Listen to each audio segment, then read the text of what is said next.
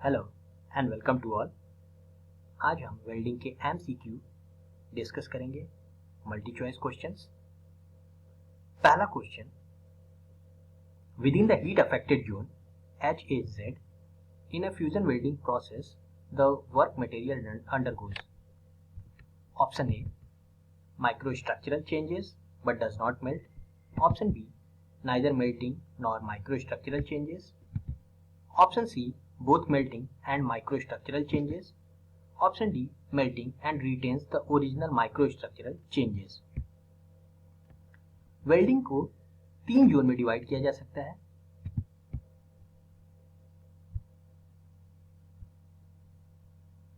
पहला जोन है हमारा पेरेंट मेटल का, बेस मेटल, जो कि अनअफेक्टेड एरिया रहती है हीट से। ये पार्ट हो गई हमारी जिसे हमें वेल्ड करना है। सेकंड हमारी होती है वेल्ड मेटल या फिर मॉल्टेन पूल का, जो मिड पार्ट में रहेगा, जो सॉलिडिफाई होके ये क्या करेगा, हमारी वेल्ड को बनाएगा। और तीसरा पार्ट होता है इस वेल्ड पूल के नियर बाई एरिया,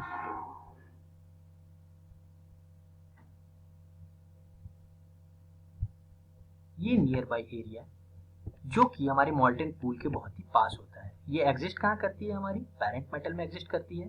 कहाँ एग्जिस्ट करती है, ये नियर बाई कट एज पे जहाँ मॉल्टेन पूल हमारी बनती है वहाँ एग्जिस्ट करती है।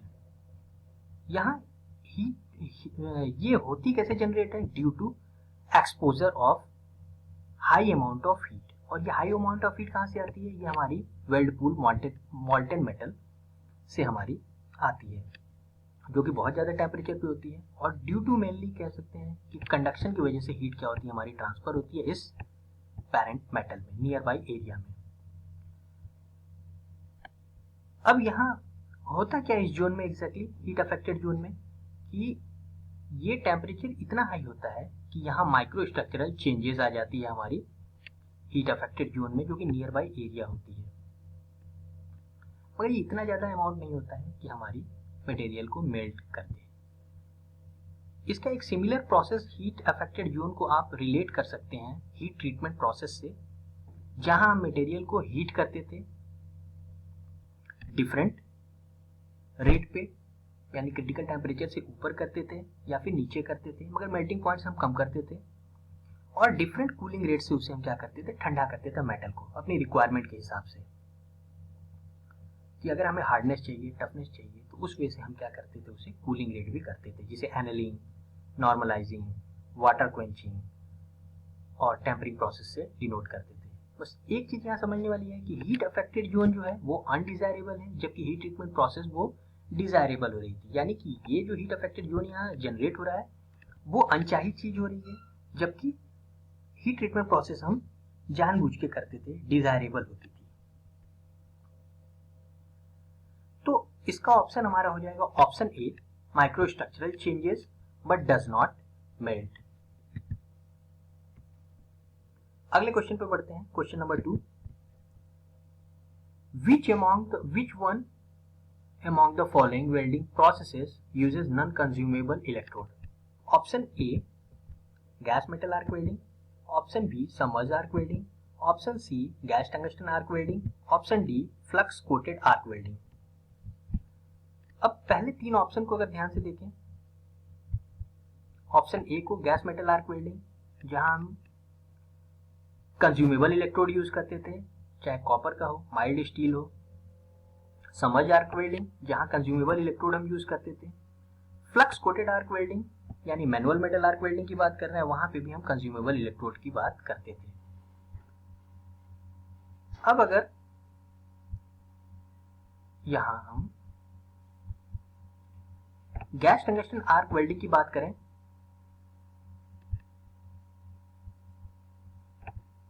अगर गैस टंगस्टन आर्क वेल्डिंग की जब हम बात करते हैं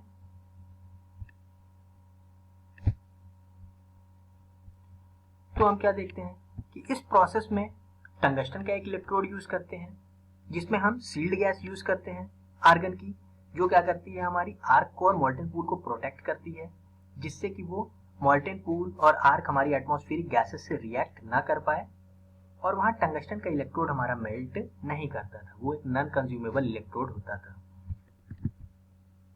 ऑप्शन हमारा यहाँ सी राइट आंसर हो जाएगा। एक बार सेटअप देखते हैं इसका कि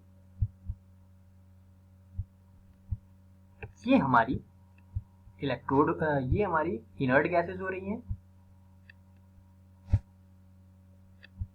ये हमारी इनर्ट गैस हो रही है जिसमें आर्गन गैस फील होगी।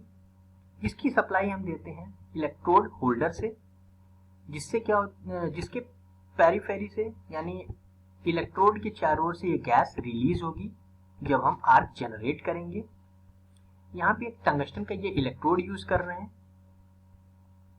ये हमारी पावर सप्लाई हो रही है जिसे हमने स्ट्रेट पोलरिटी से कनेक्ट किया है। Straight polarity in the sense हमने इलेक्ट्रोड को क्या किया है, निगेटिव चार्ज से कनेक्ट किया है, जबकि वर्कपीस को हमने पॉजिटिव चार्ज से कनेक्ट किया है। इसे स्ट्रेट पोलरिटी कहते हैं। अब जैसे ही हम पावर सप्लाई देंगे और इलेक्ट्रोड को यानी अपने टंगस्टन इलेक्ट्रोड को जो वर्कपीस से टच कराएंगे तो आर्क जनरेट होगी। साथ में हम क्या करेंगे, वाल्व को यहाँ से सिलेंडर वाल्व को ओपन करेंगे जिसमें से आर्गन गैस रिलीज होगी और क्या करेगी, इस आर्क को और यहाँ जो मॉल्टेन पूल जनरेट हो रही है इसे क्या करेगी, सेव करेगी एटमॉस्फेरिक गैसेस से, जिससे कि ये रिएक्ट ना कर सके हमारी। और यहाँ जो इलेक्ट्रोड यूज हो रहा है टंगस्टन, वो हमारी मेल्ट नहीं करेगी। यहाँ फिलर मेटेरियल हम एडिशनल यूज कर सकते हैं या नहीं भी कर सकते हैं। ये नॉन प्रेशर वेल्डिंग की एक कैटेगरी होती है। तो ऑप्शन सी हमारा यहाँ क्या होगा, राइट होगा, gas tungsten arc welding. Third question पे चलते हैं।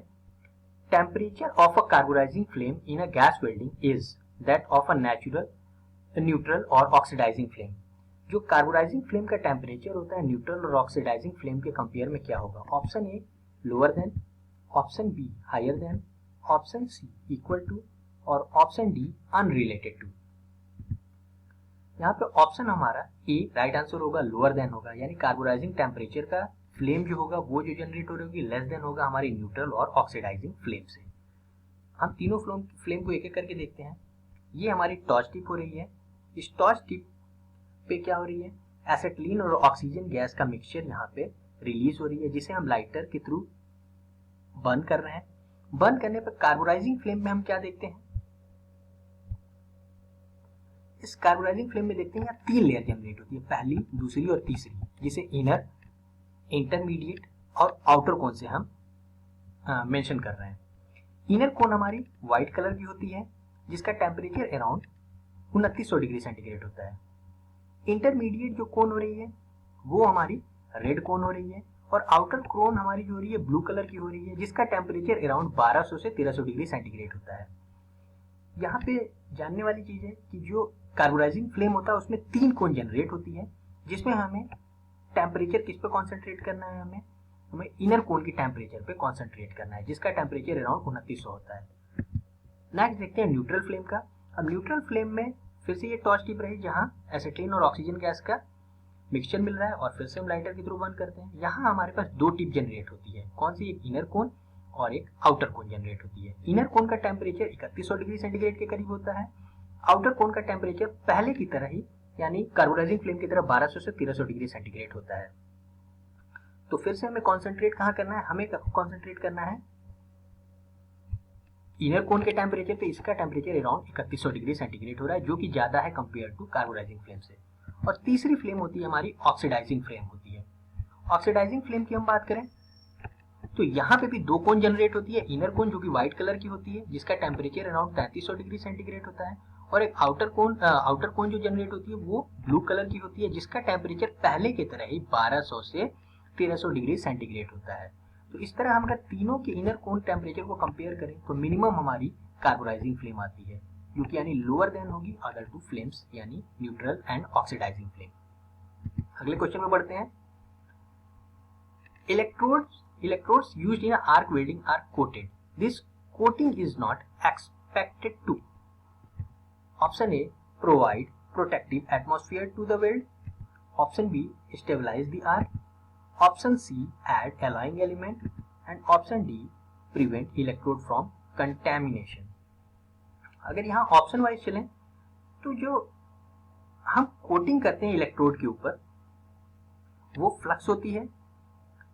वो फ्लक्स क्या करती है, जब आर्क जनरेट होती है तो वो फ्लक्स हमारी डिकम्पोज होकर गैसेस रिलीज करती हैं। गैसेस रिलीज करके क्या करती है, आर्क को प्रोटेक्ट करती है हमारी एटमॉस्फेरिक गैसेस से, कि वो एटमॉस्फेरिक गैसेस से रिएक्ट न करें।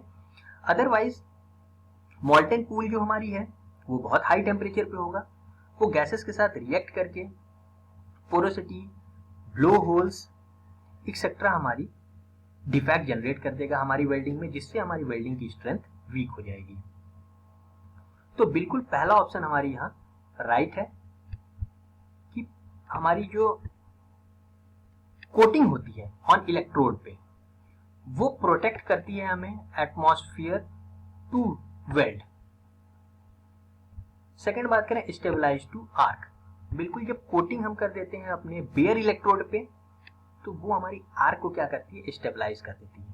थर्ड ऑप्शन हमारी है ऐड एलॉइंग एलिमेंट। इस कॉन्सेप्ट को समझने के लिए हमें एक बात जाननी होगी कि वेल्डिंग प्रोसेस जो हम कहते हैं, जो वेल्ड ज्वाइंट होता है वो कंपेयर टू स्ट्रॉन्गर होता है हमारी पैरेंट मेटल से। अब एलॉय हमने पढ़ रखा है, एलॉय में क्या करते थे, दो मेटल को कंबाइन करते थे जिससे एक तीसरी प्रॉपर्टी की एलिमेंट जनरेट होती थी और जिसकी प्रॉपर्टी इन दोनों मटेरियलों से बिल्कुल डिफरेंट होती थी और एक सुपीरियर क्वालिटी की प्रॉपर्टी हमारी आती थी।